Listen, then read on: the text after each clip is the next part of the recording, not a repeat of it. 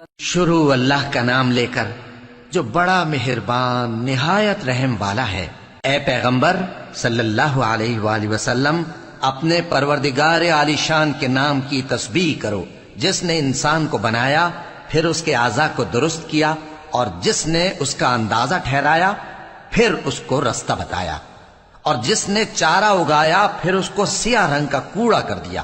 اے نبی صلی اللہ علیہ وآلہ وسلم، ہم تمہیں پڑھا دیں گے، پھر تم فراموش نہ کرو گے، مگر جو اللہ چاہے۔ وہ کھلی بات کو بھی جانتا ہے اور چھپی کو بھی، اور ہم تم کو آسان طریقے کی توفیق دیں گے، سو جہاں تک نصیحت کے نافع ہونے کی امید ہو نصیحت کرتے رہو۔ جو خوف رکھتا ہے وہ تو نصیحت حاصل کرے گا، اور بے خوف بدبخت اس سے کترائے گا۔ جو بڑی تیز آگ میں داخل ہوگا، پھر وہاں نہ مرے گا اور نہ جیے گا۔ بے شک وہ مراد کو پہنچ گیا جو پاک ہوا، اور اپنے پروردگار کا نام لیتا رہا اور نماز پڑھتا رہا۔